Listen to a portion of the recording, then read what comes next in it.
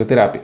El, el factor pronóstico más relevante es la presencia de adenopatías positivas y el tamaño tumoral, como lo refleja la octava edición de la clasificación TNM. Así, la etapificación ecográfica del carcinoma epidermoide anal se basa en el tamaño tumoral y no en el grado de penetración parietal. Además, la evaluación endoanal en ocasiones se asocia a la realización de una ecografía inguinal de 6 a 10 MHz para la etapificación ganglionar regional.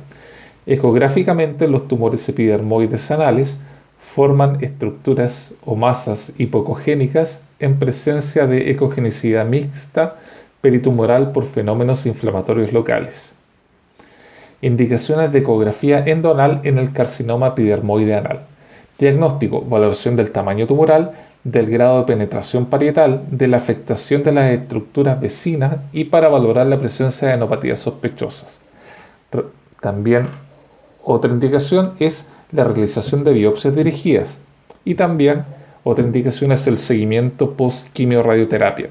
En general el seguimiento se realiza a las 16-20 semanas de finalizar el tratamiento. La interpretación de las imágenes es sumamente compleja debido a la persistencia de fenómenos inflamatorios y de fibrosis, además de edema parietal. Se han identificado como factores de buena respuesta a la disminución del tamaño tumoral, el cambio en la ecogenicidad, paso de hipocogénico a ecogenicidad mixta, y la recuperación de estructuras anatómicas habituales, correcta correlación de los anillos del aparato esfinteriano, por ejemplo, en comparación con la ecografía diagnóstica inicial. La aparición de una nueva masa hipocogénica durante el seguimiento es muy sospechosa de recidiva tumoral. Resultados. La resonancia y la ecografía endoanal presentan resultados comparables en la etapificación local de la extensión tumoral. La evidencia científica existente es limitada, con pocos estudios prospectivos. La ecografía endoanal presenta resultados superiores en el diagnóstico de tumores iniciales de pequeño tamaño, una sensibilidad del 100% versus un 88.9% de la resonancia. No obstante, la resonancia es necesaria para complementar y para completar el estudio diagnóstico, sobre todo para la etapificación ganglionar ilíaca e inguinal, ya que la zona estudiada queda fuera de la zona de alcance de la ecografía endoluminal. Así, la recomendación actual es la realización de la ecografía endoanal junto con la resonancia para la etapificación de la invasión tumoral ganglionar. La ecografía endoanal y la resonancia son técnicas diagnósticas útiles en el cáncer endoanal. No obstante, el diagnóstico definitivo que va a condicionar la actitud terapéutica siempre va a ser aportado por la biopsia. Clasificación Internacional de Tumores TNM del cáncer anal. Esto es un recordatorio. T0, sin evidencia de tumor. TIS, carcinoma in situ o enfermedad de Bowen, AIN 2 y 3. T1, menor de 2 centímetros. T2, de 2 a 5 centímetros. T3, mayor de 5 centímetros. T4, invasión de estructuras vecinas, sin incluir los esfínteres. N0, sin evidencia de adenopatías. N1, adenopatías en la grasa perianal rectal. N2, adenopatías inguinales o ilíacas unilaterales. N3, adenopatías inguinales o ilíacas perianales rectales o inguinales ilíacas bilaterales. Entonces, N3, adenopatías inguinales o ilíacas y perianales / rectales, o inguinales / ilíacas bilaterales. Enfermedad inflamatoria intestinal. El tránsito intestinal en la enfermedad inflamatoria intestinal. El uso del tránsito intestinal en la enfermedad de Crohn puede ser útil para la detección de úlceras y estenosis, pero presenta escasa rentabilidad. Este hecho situado a la dosis de radiación, que es una enfermedad de curso crónico, se trata de no hacer. Ecografía abdominal y ecografía con contraste. La ecografía es una técnica alternativa de imagen en el diagnóstico y seguimiento de la enfermedad de Crohn, que en manos expertas puede resultar de igual de buena y precisa que la enterorresonancia en la detección de la afectación mural y extensión transmural de la enfermedad. Las principales ventajas de la ecografía es que se trata de una técnica no invasiva, que no emplea radiaciones ionizantes y es bien tolerada por el paciente.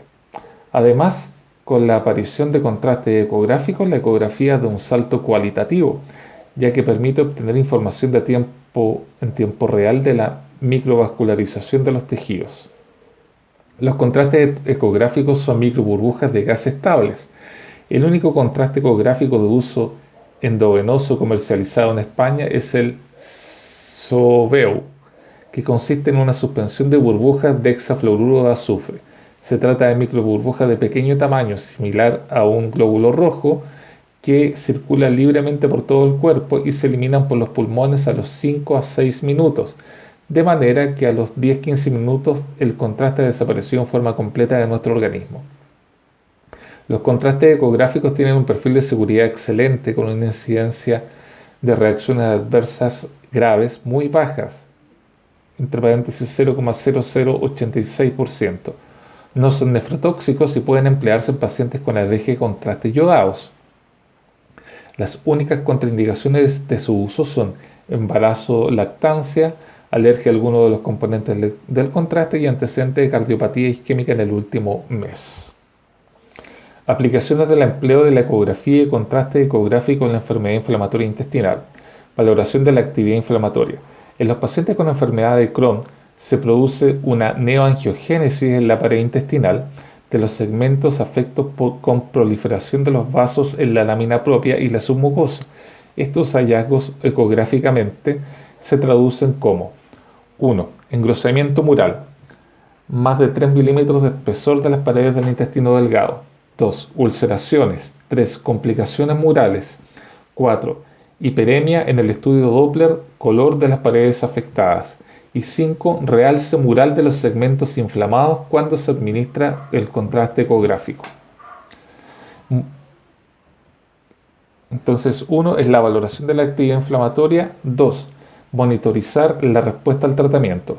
La ecografía es una muy buena técnica de monitorización de la respuesta al tratamiento. Se utiliza el grosor de las paredes y la hiperemia del segmento intestinal afectado como parámetro para evaluar la respuesta al tratamiento. También puede haber cambios en el patrón de captación de contraste que reflejan una buena respuesta cuando es menos intenso que durante la fase de actividad inflamatoria. Características y tercero de indicación es caracterizar las masas inflamatorias. Los abscesos y los flegmones son la extensión extramural del proceso inflamatorio en el mesenterio.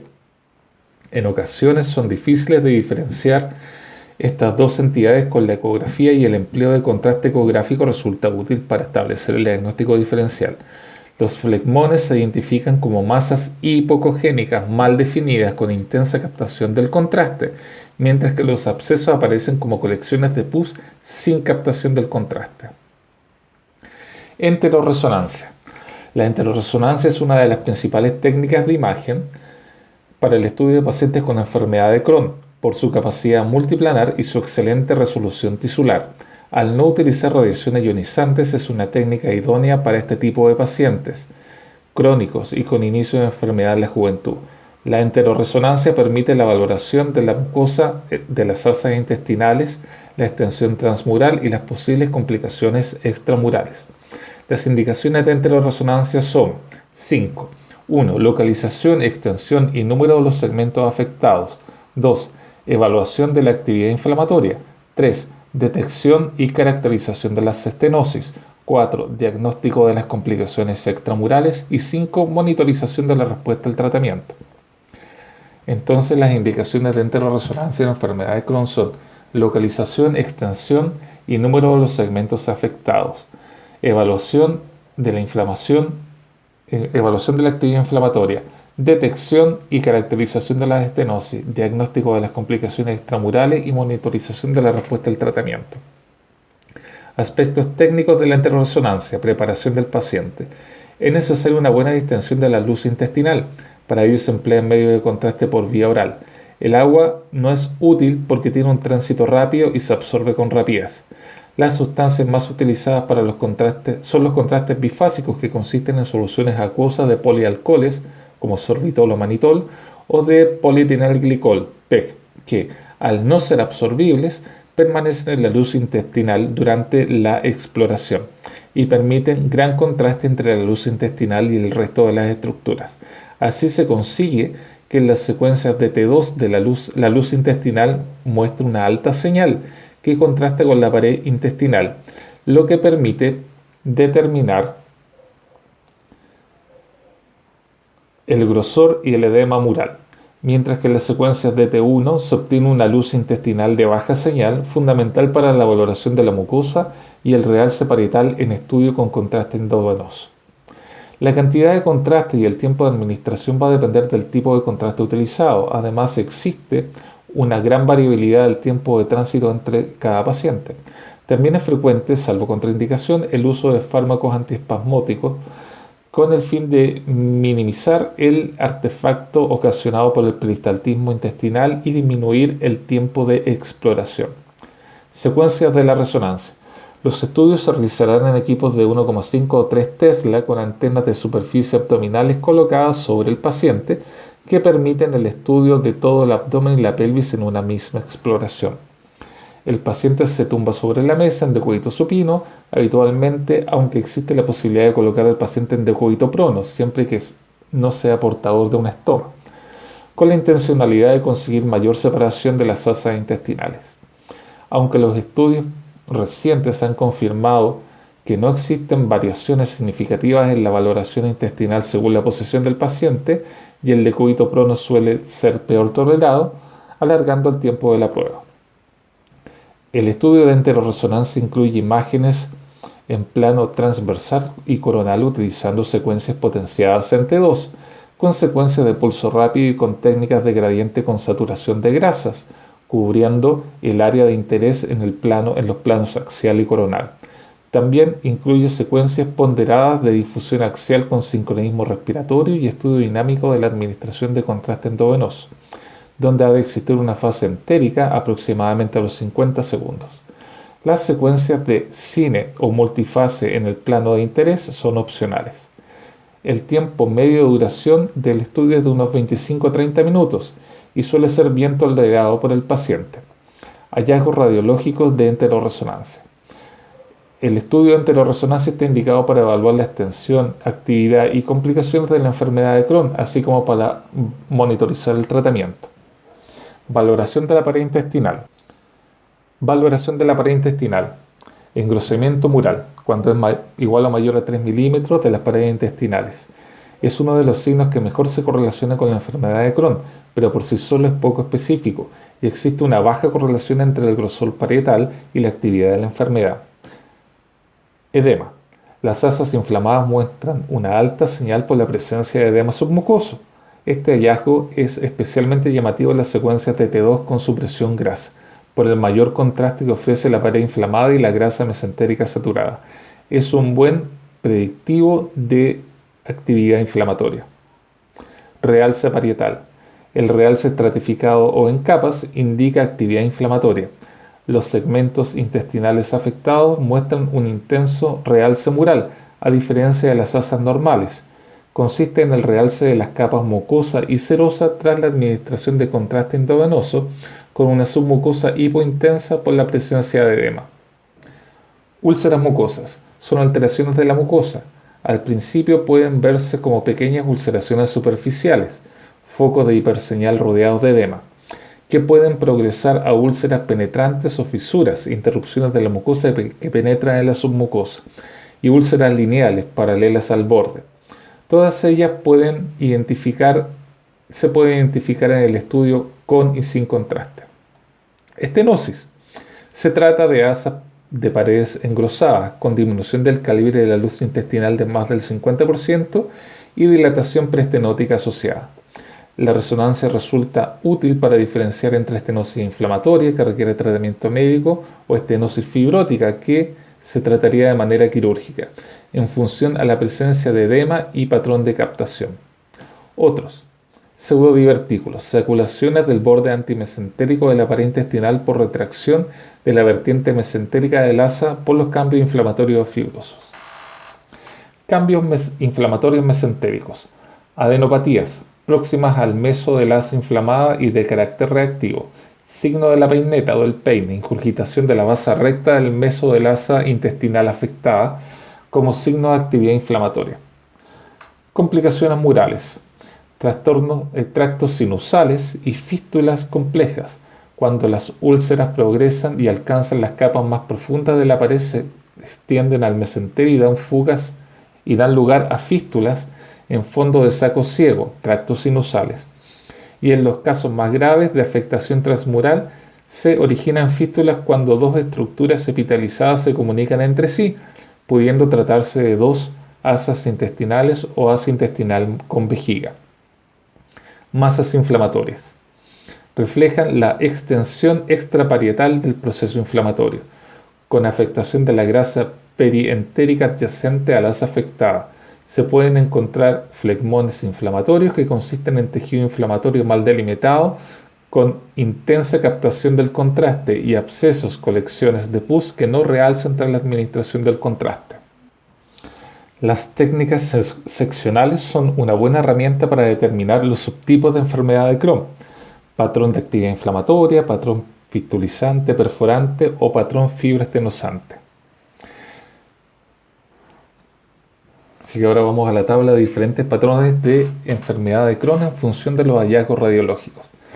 Podemos encontrar actividad inflamatoria, actividad perforante fistulizante o actividad fibroestenosante.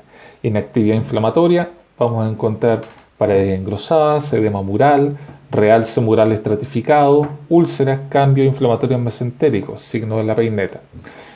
Fistulizante o perforante: tractos sinusales, fístulas complejas, flegmones o abscesos.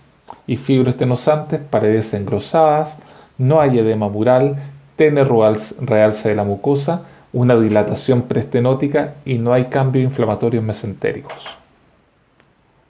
Ecografía endonal en la enfermedad inflamatoria intestinal con afectación perianal. La enfermedad perianal de la enfermedad de Crohn puede estar presente en el 22 a 54% de los casos, sobre todo en aquellos que presentan afectación colónica. Es más, hasta en un 15% de los casos la enfermedad perianal puede suponer el debut clínico de la enfermedad inflamatoria. El diagnóstico clínico y la colonoscopía constituyen las armas diagnósticas más importantes. La ecografía endonal, la cual es complementaria a la resonancia, aporta información muy útil de la patología perianal y rectal inferior. Permite profundizar el estudio de la patología inflamatoria intestinal, pudiendo observar abscesos perianales, perirectales, descritos como la presencia de colecciones hipoecogénicas de bordes ligeramente hiperecogénicos y mal definidos. También se puede observar la presencia de fístulas, descritas como trayectos hipoecogénicos que por lo general atraviesan el aparato esfintérico, que al infundir una dilución de peróxido de hidrógeno a través de los orificios fistulosos externos, se transforman en hiperecogénicas, lo que permite diferenciarla de los tractos cicatriciales hipoecogénicos, incrementando así la fiabilidad diagnóstica.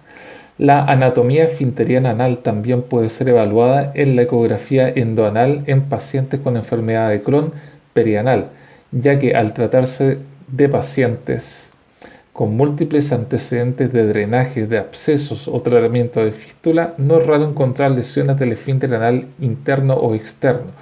La ecografía endorrectal, aunque su uso no está generalizado en la enfermedad inflamatoria intestinal, permite la evaluación de la pared rectal. En los pacientes con enfermedad de Crohn se puede encontrar un engrosamiento parietal mayor de 4 milímetros e incluso pequeñas colecciones hipoecogénicas compatibles con abscesos parietales, en ocasiones difíciles de detectar con colonoscopia. La ecografía endonal tiene menor aplicabilidad en la colitis ulcerosa, ya que la presencia de patología fistulosa perianal es mucho menos frecuente. No obstante, sí que tiene su papel en el estudio de los reservorios. La presencia de abscesos en la pared del reservorio puede ser diagnosticada por ecografía endorrectal y puede aportar información complementaria a la resonancia, el escáner y la colonoscopia. A pesar de ser una prueba relativamente económica, reproducible de técnica sencilla, la principal limitación de la ecografía es la presencia de proctalgia o estenosis anorrectal, que imposibilitan la introducción de la sonda en el canal anal. TAC y enteroTAC. La enteroTAC es una técnica de imagen en la que proporciona información similar a la enteroresonancia en el diagnóstico y seguimiento de la enfermedad de Crohn. La principal diferencia es el empleo de radiaciones ionizantes. Al tratarse de pacientes jóvenes con enfermedad de curso crónico, se intenta minimizar al máximo los riesgos y exposiciones. La TAC multicorte abdominopélvica, por su gran resolución temporoespacial y disponibilidad, proporciona información útil en el diagnóstico de complicaciones extramurales, sobre todo en aquellos pacientes de los servicios de urgencia.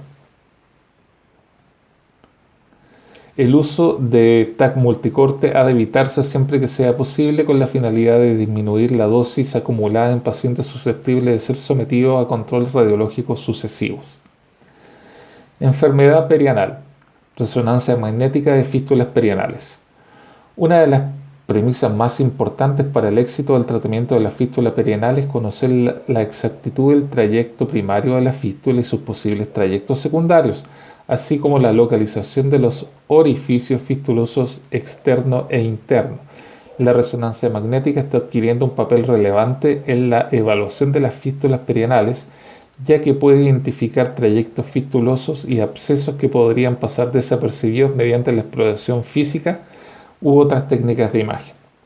La resonancia de fístulas perianales permite realizar una descripción anatómica precisa de la fístula y el número y complejidad de los trayectos fistulosos, así como la relación de diferentes estructuras anatómicas con ella.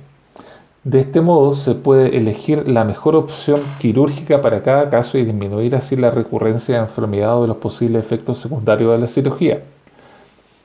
Aspectos técnicos de la resonancia en fístulas. Los estudios se realizarán en equipos de 1,5 o 3 Tesla con antenas de superficie abdominal sin requerir ningún tipo de preparación previa. Las bobinas endoanales están en desuso por mala tolerancia de los pacientes. Es necesaria una correcta planificación del estudio para obtener una información precisa de la región anatómica. Se debe recordar que el canal anal está inclinado hacia adelante con respecto a la vertical. Por ello son necesarios los planos oblicuo, axial y coronal orientados de manera ortogonal y paralelos respectivamente al canal anal, usando como localización una secuencia sagital a la línea media. Las secuencias de T2 de alta resolución proporcionan excelente información del trayecto fistuloso y la relación con las diferentes estructuras del canal, complejo esfinteriano y musculatura del suelo pélvico. Las secuencias STIR o T2 con saturación grasa ayudan a identificar el componente inflamatorio y la presencia de colecciones o abscesos. El estudio con contraste contribuye al diagnóstico de las fístulas y posibles complicaciones, diferenciándolo del componente inflamatorio de la presencia de abscesos. Por último, las secuencias de difusión pueden ser útiles para la detección y valoración de actividad inflamatoria. Hallazgos radiológicos de la resonancia magnética en fístulas perianales. Es importante a la hora de describir los hallazgos que utilicen el mismo lenguaje todos los profesionales implicados en el manejo del paciente. Los aspectos fundamentales que ha de facilitar un estudio de resonancia de fístulas perianales son: 1. Identificar y describir el trayecto fistuloso. Identificar la fístula y seguir su trayecto a lo largo de todo su recorrido para determinar con precisión la relación del trayecto con la fibra del esfínter externo del canal anal.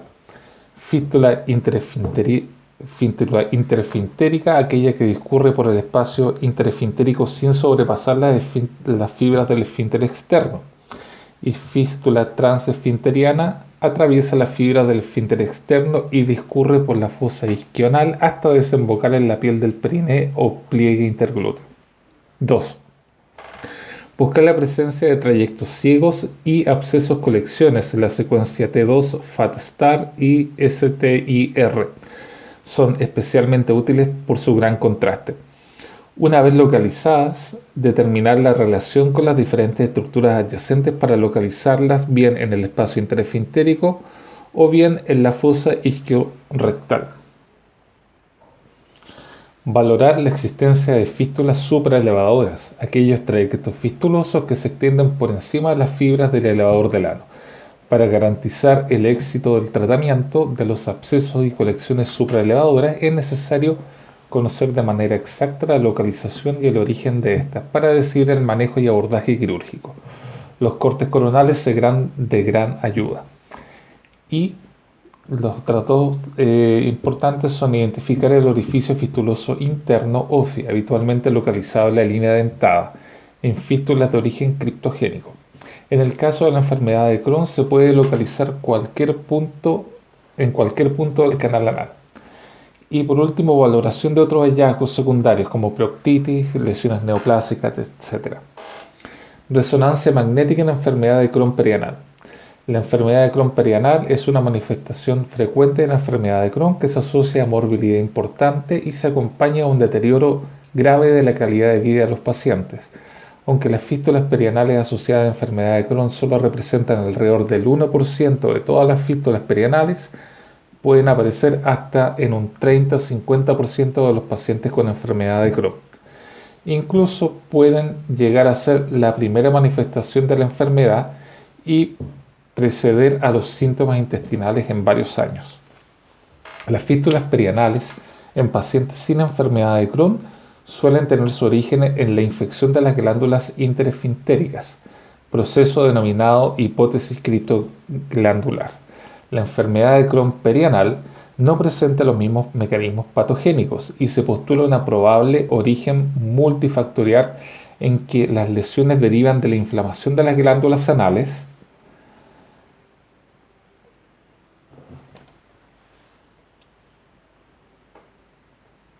o por la presencia de úlceras penetrantes en recto distal y en canal anal.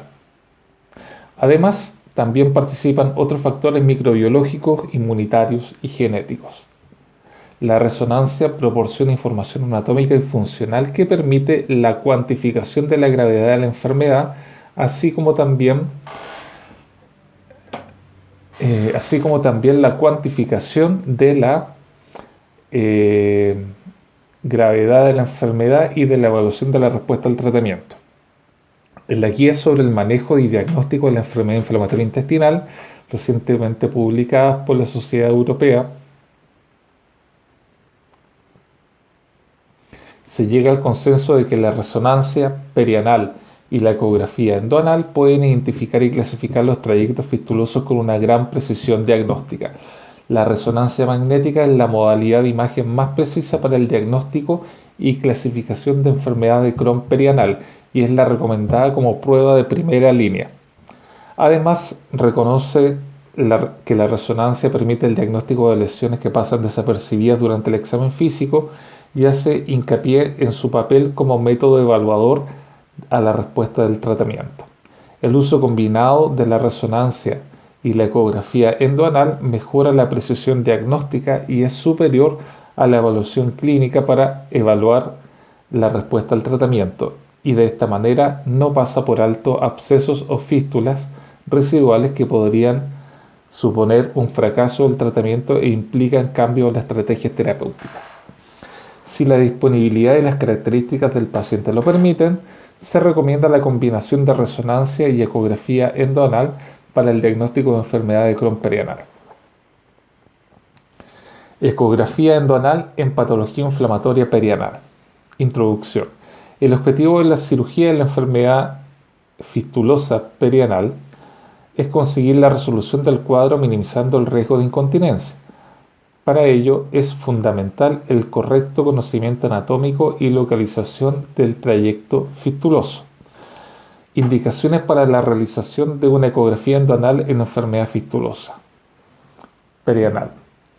Fístula compleja, orificio fistuloso externo y diagnóstico diferencial de quiste pilonidal o hidrosadenitis perianal. Vamos con detalle. Indicaciones de ecografía endoanal en enfermedad fistulosa perianal. Fístula compleja, que afecta más del 30 a 50% del esfínter anal externo. Fístulas anteriores en mujeres. Fístulas con múltiples trayectos o recurrentes. Pacientes con enfermedad inflamatoria intestinal, incontinencia anal o antecedente de radioterapia. Eso es el 1. 2. Orificio fistuloso externo cerrado en el momento de intervención quirúrgica. Esa es otra indicación. Y 3. Diagnóstico diferencial de quiste pilonidal o hidrosadenitis perianal con presencia de orificio fistuloso en la proximidad del ano. Hallazgo ecográfico. Los hallazgos ecográficos más frecuentes observados son: 1. Trayecto fistuloso. Presencia de un trayecto hipocogénico que acostumbra a iniciarse en el orificio fistuloso interno en teórica línea pectínea y que desde el espacio interesfintérico describe un trayecto radial o curvo atravesando el esfínter anal externo hasta la desembocadura del orificio externo. Cuando se utiliza peróxido de hidrógeno diluido, se consigue incrementar la fiabilidad diagnóstica del 80 al 95%, algo que unido a la reconstrucción 3D permite diagnosticar con gran exactitud el tipo de trayecto. Orificio fistuloso interno. Rotura subepitelial en el canal anal medio. Se observa como interrupción de la primera capa hiperecogénica. Y absceso. Presencia de colección hipocogénica o heterogénea de bordes mal definidos y refuerzo periférico hiperecogénico. Si están comunicados con el orificio fistuloso externo, se convierten en hiperecogénico al infundir agua oxigenada diluida por este. Clasificación de las fístulas de Parkes. Son 4. La clasificación de las fístulas de Parkes las clasifican 4 fístulas. Interesfinteriana. El trayecto alcanza el espacio interesfinteriano tras atravesar el esfínter anal interno desde el orificio fistuloso interno. Discurre entre el esfínter anal interno y externo hasta el orificio externo en la piel. 2. Transesfinteriana. Desde el OFI, el trayecto atraviesa el esfínter anal interno y el externo hasta desembocar. Según el nivel en el cual atraviesa, el esfínter anal externo se clasifican en altas, medias y bajas. 3. Supraesfinteriana. El trayecto desde el OFI, alcanzando el espacio interesfinteriano, discurre en dirección proximal hasta atravesar el pubo rectal o el elevador del ano y posteriormente presenta una dirección descendente hasta la grasa isquional. Y 4. Extraesfinteriana. Describen trayectos fistulosos que no están relacionados con la línea pectínea ni el aparato esfintérico. Suelen presentar un OFI muy proximal en el recto inferior con un trayecto que atraviesa el elevador del ano hasta desembocar en el OFE en la grasa isquioanal. Suelen tener un origen iatrogénico o aparecer en el contexto de una enfermedad inflamatoria intestinal. Patología del suelo pélvico. Ecografía endoanal en la incontinencia fecal. La incontinencia fecal, definida como la emisión involuntaria o inapropiada de gases o heces, constituye un importante problema médico con grandes implicaciones sociales y de calidad de vida de los pacientes. El origen de la incontinencia fecal suele ser multifactorial, pero es frecuente observar lesiones esfinterianas de causa obstétrica o cirugía anal. La ecografía endoanal constituye una prueba diagnóstica obligatoria en todos los pacientes con incontinencia fecal, ya que permite obtener un estudio detallado de la estructura esfinteriana. La manometría anorrectal, las pruebas neurofisiológicas como latencia de nervio y la resonancia magnética son otras pruebas que pueden complementar el diagnóstico. La sensibilidad de la ecografía endoanal en el diagnóstico de la incontinencia fecal es superior al 80%, con una especificidad cercana al 100%. Con la aparición de la reconstrucción 3D, se ha mejorado en la medición de la longitud del defecto esfintérico, proporcionando datos aún más detallados. La ecografía para el diagnóstico de la incontinencia fecal en la ecografía para la incontinencia fecal se deben buscar aquellas alteraciones de la anatomía normal esfinteriana, así que hay que fijarse en las tres partes del canal anal, buscando alteraciones del esfínter anal externo en el canal bajo, secciones del esfínter anal externo e interno en el medio y lesiones de la U en el pubo rectal o del esfínter anal interno en el canal alto. Los defectos del esfínter anal interno aparecen como una interrupción del anillo hipoecogénico, con retracción de los caos y encruzamientos contralaterales. Es la típica lesión que aparece tras la realización de una esfinterotomía lateral interna o una fistulotomía por fístula interesfinteriana. La lesión del esfínter anal externo puede estar asociada a lesión del esfínter anal interno o no, y suele ser consecuencia de un desgarro obstétrico. Se observa como un defecto mal definido del anillo hiperecogénico exterior, con presencia de una zona hipoecogénica que lo interrumpe. Cuando son por causa obstétrica, aparecen en el cuadrante anterior. No obstante, es importante no confundir con el defecto fisiológico o gap del esfínter anal externo que aparece a nivel anterior en el canal anal alto, medio alto, cuando el esfínter anal interno queda descubierto en la apertura anterior del pubo rectal. Ojo ahí. En el canal bajo también es común observar una cuña hipoecogénica posterior en el coxis, sin que tenga ninguna repercusión patológica. Existe una serie de medidas fisiológicas muy útiles para la evaluación anatómica del aparato esfinteriano, destacando la medición del cuerpo perineal. En condiciones normales es mayor a 1 centímetro y muestra la cantidad de tejido que existe entre el ano y la vagina.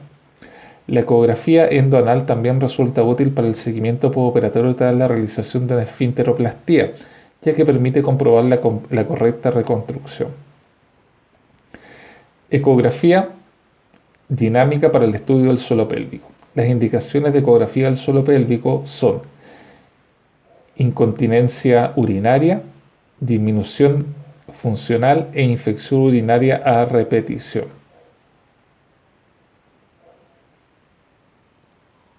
Incontinencia fecal, prolapso de órganos pélvicos, rectocele, citocele, enterocele y prolapso uterino, síndrome de defecación incompleta, disinergia defecatoria, dolor crónico pélvico, anal o vaginal, seguimiento tras cirugía de suelo pélvico. Técnicas.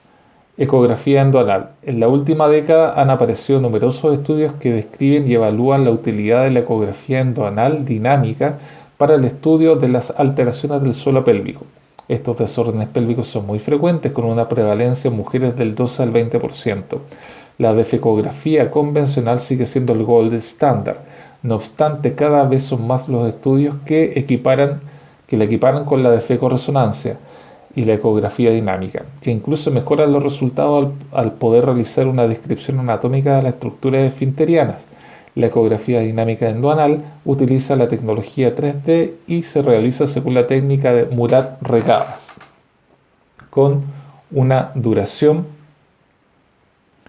de 15 a 25 minutos. Esta metodología presenta 4 fases mediante las cuales se realizan diferentes maniobras de reposo y contracción esfinteriana que permite valorar la presencia de anismo, enterocele, rectocele, prolapso rectal y descenso perineal. Los datos muestran una buena correlación diagnóstica para el estudio de rectocele. Asimismo, los datos muestran una buena correlación diagnóstica para el estudio del rectocele, anismo o prolapso, intususcepción rectal, pero peor correlación para el estudio del descenso perineal. Los resultados son comparables con la defecoresonancia o la resonancia dinámica del suelo pélvico, siendo la ecografía más económica y preferida por los pacientes. No obstante, la principal limitación de la ecografía dinámica radica en la dificultad para la valoración del compartimento anterior, al encontrarse más alejado de la sonda, siendo así difícil de evaluar enterocele en estadios iniciales. Ecografía transperineal. La ecografía transperineal, también conocida como perineal o translabial, es un procedimiento diagnóstico sencillo y no invasivo que permite el estudio del recto y la región perianal sin la necesidad del equipamiento especial. Se realiza con sondas convencionales convexas de 3 a 6 MHz que permiten una profundidad de estudio de 8 a 12 centímetros y un ángulo de visión de 70 grados. Y sondas planas de 4 a 9 MHz y profundidad de 5 a 8 MHz. A diferencia de la ecografía introital, que utiliza sondas más pequeñas que permiten su introducción en el introito vaginal. En los últimos años, la utilización de sondas con capacidad de reconstrucción 3D 4D ha permitido incrementar el conocimiento anatómico y la dinámica de movimiento pelviano. La prueba se realiza en decúbito lateral derecho, en posición de navaja, principalmente en litotomía. Se recomienda el uso de enemas de limpieza antes de la prueba. El transductor se coloca en sentido longitudinal entre el pubis y el aparato esfintérico anal, en el labio mayor, evitando realizar una presión excesiva que podría interferir con los resultados. La técnica precisa de la obtención de imágenes en reposo durante la maniobra de Valsalva y durante la contracción voluntaria de la musculatura del suelo pélvico. Además, se pueden utilizar de forma diferenciada los compartimentos anterior, medio y posterior. Compartimento anterior. La medición a nivel sagital permite el estudio vesical, espesor del detrusor, volumen residual miccional, posición y motilidad del cuello vesical, longitud y rotación uretral. Compartimento medial. Permite la visualización del cérvix y del cuerpo uterino. Con la visualización dinámica es posible observar el descenso uterino patológico que podría provocar la sintomatología de defecación incompleta.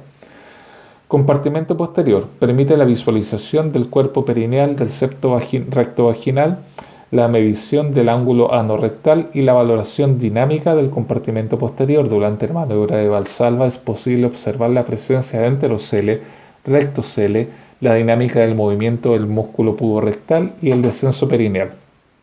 Comparada con la ecografía endoluminal, permite la exteriorización del prolapso rectal completo. Además, la exploración anorrectal puede incrementar la utilidad y permite la identificación de puntos dolorosos. La ecografía transperineal resulta muy útil en el estudio del dolor perianal, especialmente en aquellos casos de proctectomía o proctocolectomía. Además, también se ha usado para el diagnóstico de enfermedad fistulosa perianal y la atresia anal. Resultados. En una reciente revisión realizada por Murat Regadas et al., se observa una buena correlación de las técnicas para el diagnóstico de anismo, cistocele y enterocele, pero una mala correlación en el diagnóstico de intususcepción rectal. La valoración del aparato esfinteriano, la ecografía dinámica endoanal, presenta mejores resultados en el diagnóstico de medición de defectos esfinterianos. Conclusión.